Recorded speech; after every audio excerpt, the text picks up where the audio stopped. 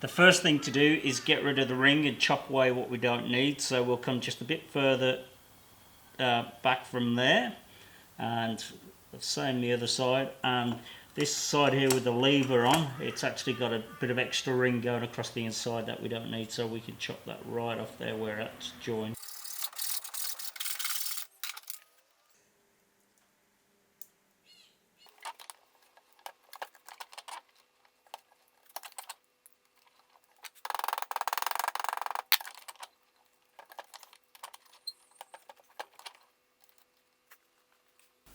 Now I'm going to drill some holes, and I'm going to put one in each corner at the back here, and then I'm going to put one, I don't know whether you can see it, I'm going to put one just inside beyond that weld there. So it'll have 3 fixings on that side, and I'll do the same this side, but I'm going to cut this off a little bit. That's a bit longer than I need.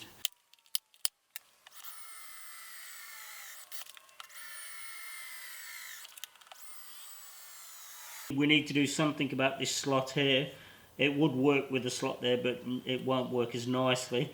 And the reason that slot's there is for its original purpose on the paint can. It allows the ring to be opened up a little bit further so you can get the ring off the rim of the paint can.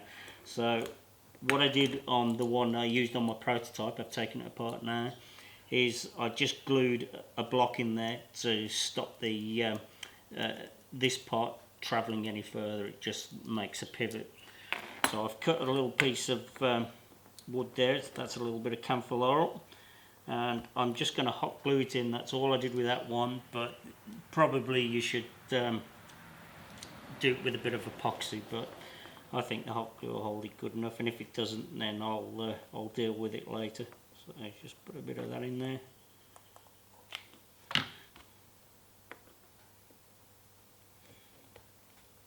Push it right up as well.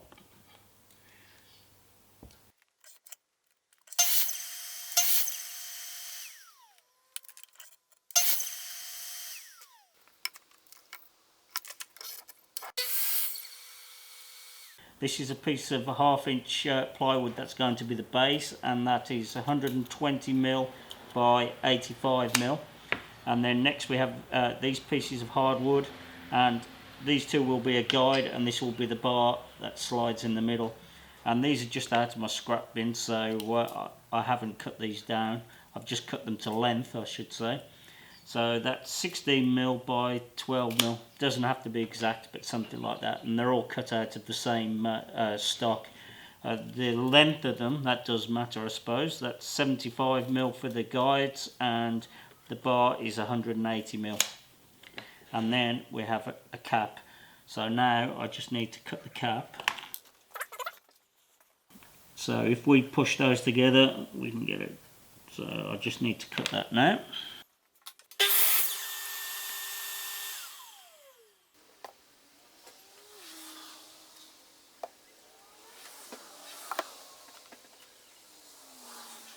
I'm just placing these by eye, but what I am doing is these runners I'm putting closer to the front than the back. There's no exact measurement, but something like that.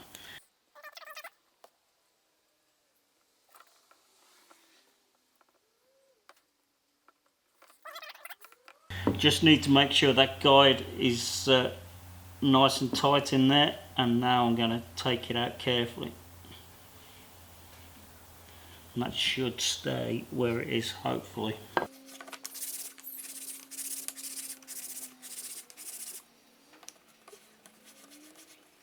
I'm going to drill and tap a hole in the end, and that's for this bolt to go in, and that will make the clamp adjustable. And then I need to find something to put on the end. I'm not sure what I'm going to use yet, but I'll find something.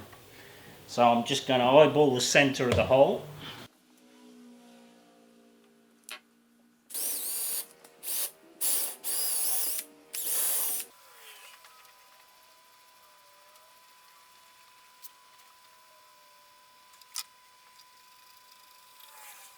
We need to glue a block to the top of the bar, and that's to bring everything up to the same level. And I've made it about 1 inch long and as wide as the pad on the back of the clamp there. I did actually just shorten this pad here a little bit off camera. I just cut a bit off and re-drilled the holes. It was a bit longer than it needed to be. So that's about 1 inch long. Let's glue that on.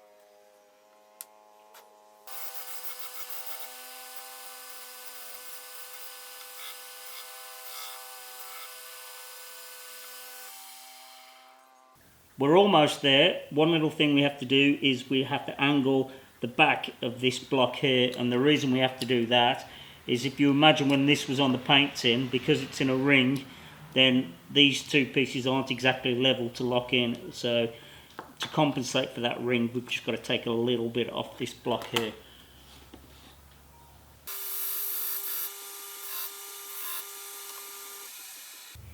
When the lever's locked in place, we have a gap between these two pads. It's about 1/8 of an inch, and we need a similar sort of gap between this block here and the main body of the clamp. So now we can start screwing it in place.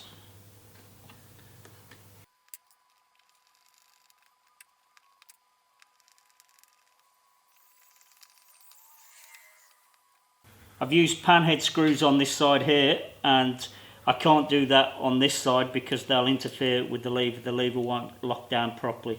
So we need something a bit more low profile, so I'm using these little countersink screws here.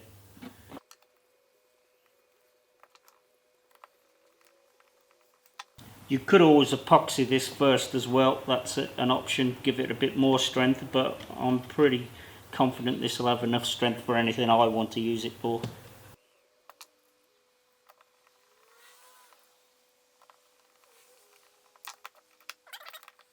The last thing to do is to put the screw in the end with the pad. I've set this up just to show how well they work, but before I do that, I'll let you know I took 20mm off camera off the end of these two bars because they were longer than they needed to be. So they were 180mm, now they're 160. I drilled the hole a bit deeper and recut the threads on that, and while I had them off I put a bit of Vaseline inside the guides just to help it glide a little bit easier. So it's a pretty crude setup. All I've done is screwed a temporary fence to my workbench and screwed the two clamps down to the bench as well. You would generally screw these down to a jig or however you can think of using them. You could make them work in a T-track too, that would be possible. I haven't actually got a use for them at the moment. I just opened a can of paint in the week and the idea just hit me, so I decided to make some, but they will definitely be used in a jig somewhere down the line. So just to show you how well they work, I've already adjusted the clamps so that they work, and as you can see, that clamps it very, very well. I could probably pull it out if I really wanted to, but that's not the idea. That holds your workpiece very, very well, and I'm happy with those. The rubber on the end of the pads there has actually worked out very well too. They compress nicely and they hold really, really well. You could make the linkages and the whole mechanism, but there's really no need to when it's already there in a product that you would normally throw in the bin, and I reckon that makes these clamps easy and worthwhile to make. So hopefully you enjoyed it. If you did, please like and subscribe. And I don't normally mention it, but I am on Instagram and I show things on there that don't make it into the video, so please check that out. Thanks for watching, and I'll see you on the next one. And by the way, I want to thank everybody for the support I've had. I can't believe it. I've just made 50,000 subscribers. I've never celebrated any of the numbers yet, but that seems to be a significant figure. And I really do thank everybody for all the support, all the comments, and everybody who subscribed. Thank you very much.